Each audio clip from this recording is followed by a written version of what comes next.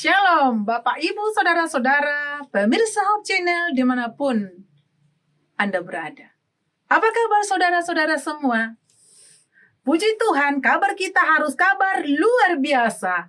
Karena kita punya Tuhan yang hebat, yang selalu menyertai kita. Walaupun keadaan kita kurang menguntungkan, mari kita tetap puji Tuhan. Karena Dia adalah Allah yang selalu ada di pihak kita. Pada saat ini, renungan rumah tangga. Ada satu pertanyaan yang mau saya tanyakan kepada saudara-saudara pemirsa Hope Channel. Apakah saudara bahagia? Atau apakah rumah tangga saudara saat ini dalam kondisi bahagia atau tidak?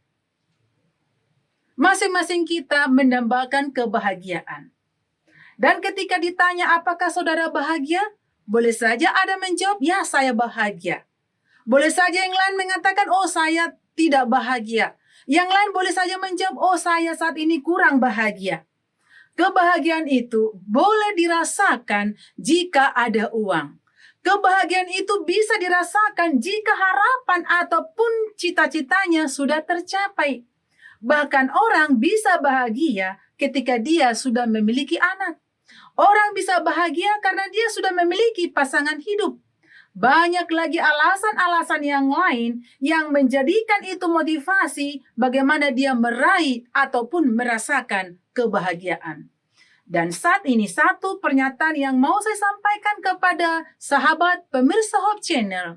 Rumah tangga kita akan berbahagia jika masing-masing anggota keluarga menjalankan fungsinya dengan benar, menjalankan tanggung jawabnya dengan benar. Sebaliknya, rumah tangga itu akan kacau, akan berantakan, tidak merasakan kebahagiaan jika masing-masing anggota keluarga tidak tahu apa tanggung jawabnya, tidak tahu apa fungsinya. Dia berjalan begitu saja sehingga apa? Rumah tangga itu tidak merasakan kebahagiaan. Tentu saat ini kita akan lebih memahami. Mungkin Bapak, Ibu, Saudara-saudara pemirsa Hope Channel sudah tahu. Tetapi saat ini akan lebih paham lagi. Karena Alkitab kita ini, Alkitab yang luar biasa akan menjelaskan bagaimana anggota-anggota keluarga memiliki fungsi masing-masing, tugas masing-masing, sehingga ketika masing-masing anggota keluarga sudah menjalankan fungsinya dengan rapi, maka rumah tangga itu akan berbahagia. Rumah tangga berbahagia tidak selamanya oleh karena ada uang. Ya, rumah tangga itu bahagia tidak selamanya oleh karena kepuasan materi, tetapi rumah tangga itu bisa merasakan kebahagiaan jika masing-masing anggota keluarga memiliki interaksi yang baik, lebih-lebih tahu apa tugasnya, dan ketika sudah tahu tugasnya, tahu bagaimana menjalankan dengan baik. Dalam buku Efesus pasal 6, di sana kita akan baca satu pasal.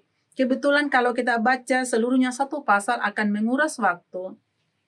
Tetapi saya meminta kita bisa membacanya nanti di rumah dengan baik dan kita bisa memahami dengan tepat, bahkan bukan hanya memahami, tetapi kita bisa melakukannya supaya rumah tangga kita itu benar-benar bahagia.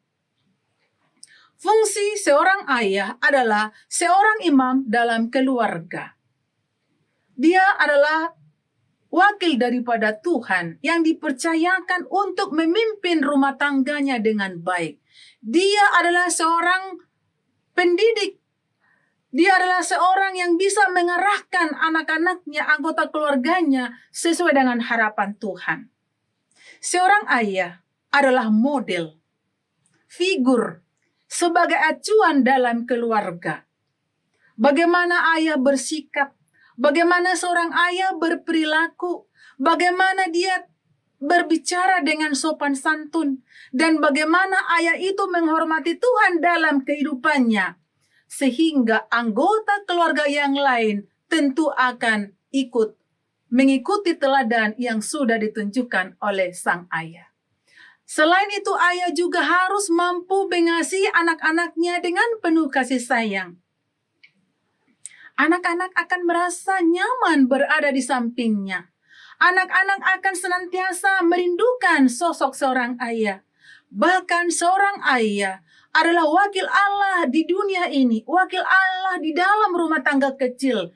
Dan ketika Allah mengirim atau mempercayakan seorang ayah menjadi seorang imam dalam rumah tangga dan melakukannya dengan baik dan benar, maka rumah tangga itu adalah rumah tangga yang apa? Yang berbahagia.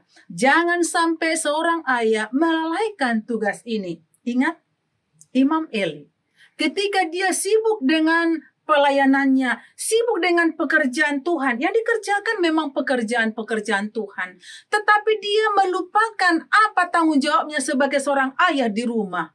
Dia lupa untuk memberikan nasihat, dia lupa untuk memberikan teguran-teguran kepada anaknya. Alhasil apa yang terjadi, saudara-saudara pemirsa? Apa yang terjadi? Kita tahu kisahnya. Dia mendapat teguran dari Allah. Dia harus kehilangan anak-anaknya. Penyesalan seumur hidup.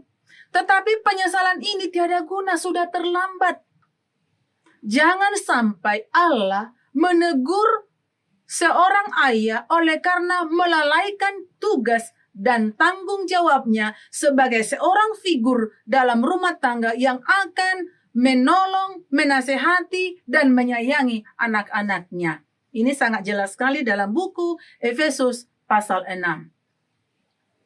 Maka jika kita mengupas seluruhnya, seorang ayah bukan hanya menyayangi anak-anaknya, bukan hanya peduli kepada anak-anaknya, tetapi lebih jelas dikatakan dalam Efesus 5 ayat 28, seorang suami harus mengasihi istrinya. Jika seorang suami mengasihi istrinya, maka dia akan senantiasa memikirkan kebahagiaan sang istri. Dia akan peduli sama istrinya. Dia tidak akan beralih untuk macam-macam di luar sana. Dia akan memahami keadaan istrinya. Dan dia akan tetap mempertahankan rasa cinta saat-saat pacaran. Sehari tidak jumpa, rasa rindu membara di dada. Dia tidak akan melupakan itu. Dan sang istri pun akan merasakan kebahagiaan oleh karena dia mendapatkan perlakuan yang hebat dari sang suami. Tetapi bukan hanya itu saja. Oleh karena rumah tangga ini adalah satu organisasi kecil, maka masing-masing anggota punya tugas. Ketika ayah sudah punya tugas dan tanggung jawab, maka dalam buku Ulangan 6 ayat 7, tugas seorang ibu adalah untuk mengajarkan kepada anak-anaknya hal-hal yang baik. Jika ayah mendidik anak-anak, maka si ibu punya peran kembali berulang-ulang mengajarkan hal-hal yang baik dan benar dalam hidup anak-anak. Sehingga anak-anak ini benar-benar terbina menjadi pribadi yang takut sama Tuhan. Dalam buku Efesus 5 ayat 33, seorang istri juga harus menghormati suaminya. Hormat kepada suami artinya istri tidak banyak menuntut. Istri dapat memahami situasi dan kondisi sang suami. Istri dapat memahami bagaimana keadaan suaminya. Ketika kurang beruntung, maka sang istri, jika dia hormat pada suami, dia tidak mau menuntut lebih dari suaminya. Bahkan saat kondisi suami memburuk, tentu istri adalah penyemangat. Ya, istri memberikan semangat untuk bangkit kembali supaya tidak selalu berada dalam keadaan terpuruk, dan suami akan merasakan suatu kekuatan ataupun semangat yang baru dari pengaruh istrinya. Dalam Efesus 6, anak-anak disuruh taat, hormat pada orang tua, sama seperti dalam salah satu hukum Tuhan yang kelima. Bagaimana anak-anak ini harus hormat, taat kepada orang tua supaya mereka memiliki umur yang panjang. Umur yang panjang itu bukan berarti dia hidup ratusan tahun, tetapi umur yang panjang itu artinya, sahabat pemirsa, mereka akan menduduki tanah Kanaan sorgawi. Patuh kepada orang tua berarti anak-anak taat apa yang disampaikan orang tua, anak-anak care, anak-anak peduli, anak-anak melakukan. Bahkan anak-anak tidak akan pernah berani untuk melawan orang tua. Anak-anak akan tetap berada dalam jalur yang benar. Tidak ada lagi anak-anak yang ugal-ugalan. Tidak ada lagi anak-anak yang brutal. Sekalipun anak-anak itu keluar atau jauh dari genggaman orang tua, tetapi anak-anak itu akan bisa bertindak dengan tepat. Mereka bisa memikirkan apa yang terbaik dalam hidupnya. Bahkan ketika anak-anak menghadapi kegagalan, anak-anak akan bertanggung jawab untuk menyelesaikan setiap kegagalan itu. Kenapa? Karena di rumah tangga mereka sudah ditempa menjadi pribadi yang kuat. Rumah tangga adalah satu wadah atau satu tempat untuk bersosialisasi dengan benar dengan anggota-anggota keluarga yang lain. Rumah tangga adalah tempat untuk merasakan kasih sayang yang tulus dari orang tua. Rumah tangga adalah tempat untuk berteduh. Rumah tangga adalah tempat untuk menyampaikan aspirasi apa yang dirasakan. Maka dengan demikian, sesibuk apapun kita sebagai orang tua, sebagai anak-anak, kita harus mengutamakan kebahagiaan dalam rumah tangga. Jangan pernah hanya memikirkan ego masing-masing, hanya memikirkan kebahagiaan tersendiri, sehingga lupa akan kebahagiaan rumah tangga. Lupa akan tugas inti dalam rumah tangga oleh karena kesibukan-kesibukan masing-masing. Sahabat-sahabat pemirsa Hope Channel, jika masing-masing kita menjalankan sesuai dengan fungsinya, maka tidak akan didapati lagi suami istri yang bertengkar hebat, yang sampai bisa memicu suasana diam-diaman, yang memicu suasana tidak betah di rumah. Ya, sekalipun ada perbedaan itu tidak akan pernah bisa memisahkan hubungan satu dengan yang lain. Jika Tuhan yang kita jadikan menjadi fondasi dalam rumah tangga itu akan kuat. Rumah tangga itu akan kokoh. Ketika ada perbedaan, bisa dihadapi dengan baik. Ketika keluarga itu memiliki kesulitan, maka tidak akan ada saling mempersalahkan. Karena apa? Karena sudah dikasih waktu dan dikasih hatinya bagaimana mencari solusi yang tepat, mencari jalan keluar yang tepat. Dan keluarga itu adalah tempat bagaimana rumah tangga atau anggota keluarga belajar banyak hal. Belajar bagaimana memanage keuangan, menggunakan ataupun mencukupkan uang yang ada, menggunakan uang dengan tepat, menghargai nilai-nilai uang, sehingga anak-anak tidak akan berani menghambur-hamburkan uang atau membelanjakan uang jika itu tidak sangat dibutuhkan. Anak-anak perlu belajar banyak hal dalam rumah tangga. Dalam buku Kolose 3, ayat yang ke-16 kita akan baca. Mari kita, sahabat pemirsa Hope Channel, kita buka Alkitab kita dalam buku Kolose 3 ayat 16. Karena di sana akan ada pernyataan-pernyataan yang perlu kita terapkan dalam kehidupan kita. Hendaklah perkataan Kristus diam dengan segala kekayaannya di antara kamu. Inilah kunci, kata kunci. Hendaklah perkataan Kristus yang diam di antara kamu. Diam pada suami, perkataan Kristus diam pada istri, perkataan Kristus diam pada anak-anak. Artinya apa? Kata-kata yang kita ucapkan, kata-kata yang keluar dari bibir kita ini adalah kata-kata yang apa? Kata-kata pujian, kata-kata dukungan, kata-kata yang baik. Jangan sampai ada kata-kata yang kurang sedap didengarkan oleh pendengaran kita, yang bisa menjadi sesuatu penghalang berkat bagi orang lain.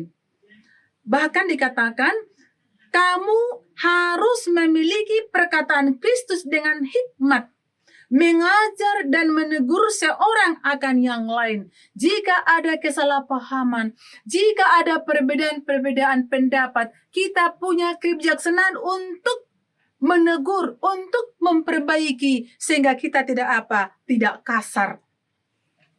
Bahkan yang lain juga bisa menerima karena kita menyampaikan dengan roh lemah lembut dan juga penuh dengan hikmat. Hendaklah kamu bermazmur dan hendaklah kamu menyanyikan puji-pujian dan nyanyian rohani, serta kamu mengucap syukur kepada Allah di dalam Tuhan Yesus. Bagaimana kita menyanyikan lagu-lagu pujian untuk Tuhan? Bagaimana kita memuji Tuhan dengan bibir kita ini, dengan lidah kita ini? Setiap pagi ketika kita sudah bangun, kita tidak lupa untuk bersyukur kepada Tuhan karena kita sudah diizinkan untuk menikmati istirahat sepanjang malam. Ketika malam menjelang tidur, kita juga tidak lupa bernyanyi, menyanyikan lagu pujian untuk Tuhan. Kita tidak lupa bersyukur kepada Tuhan. Oleh karena satu hari kita sudah dijaga, kita sudah diberikan kekuatan melakukan setiap kekuatan. Bahkan satu malam disediakan Tuhan untuk kita beristirahat, melepaskan segala kelelahan kita. Tentu kita harus bersyukur, menaikkan pujian untuk Tuhan. Dan jika ini kita biasakan dan kita biasakan, maka ini menjadi pola hidup untuk anggota keluarga itu sendiri. Bahkan ayat 17, segala sesuatu yang kamu lakukan dengan perkataan atau perbuatan, lakukanlah semuanya itu dengan ucapan syukur kepada Allah Bapa kita.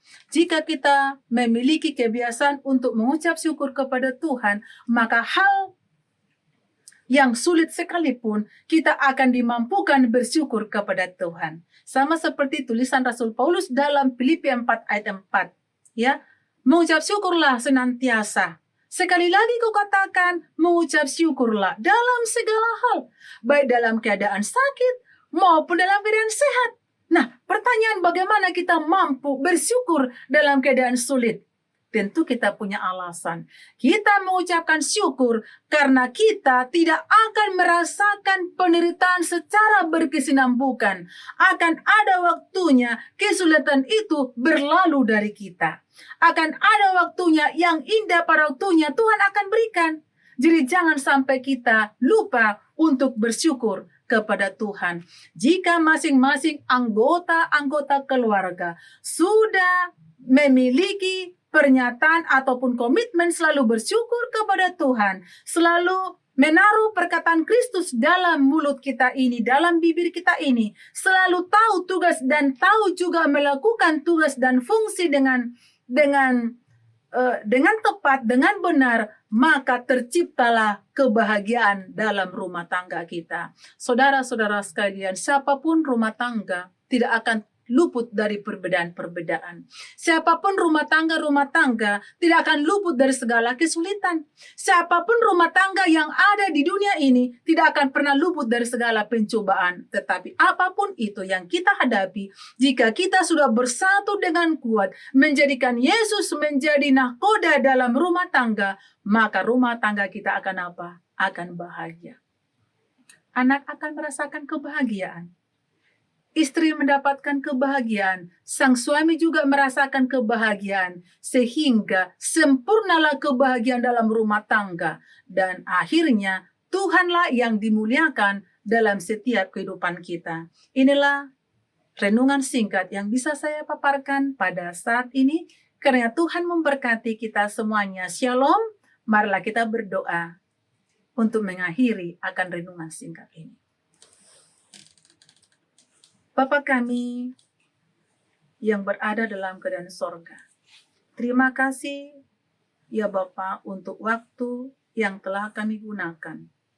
Pelajaran yang singkat yang telah Tuhan izinkan kami dengar, memotivasi kami untuk benar-benar memahami tugas dan tanggung jawab kami sebagai seorang suami, sebagai seorang istri, sebagai seorang anak, tugas kami sebagai orang tua, sehingga ketika kami sudah memahami dan melakukan dengan tepat, kebahagiaan itu benar-benar bisa kami rasakan.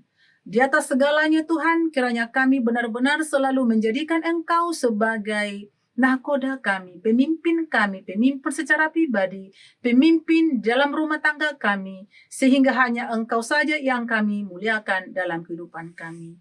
Saat ini kami berdoa khusus untuk seluruh para pemirsa dimanapun berada. Kiranya Engkau memberkati masing-masing mereka dengan kesibukan mereka, dengan segala kebutuhan yang mereka perlukan. Engkau adalah Allah kami yang luar biasa, yang sanggup menyediakan apapun yang kami perlukan. Kiranya Engkau ya Tuhan yang berikan sesuai dengan apa yang Tuhan pandang baik. Dan jika ada kesalahan kami yang terjadi sementara kami mendengarkan Engkau berfirman, kiranya Engkau ampuni Tuhan. Terimalah kiranya kami sebagaimana kami ada, dalam Yesus kami berdoa. Amin.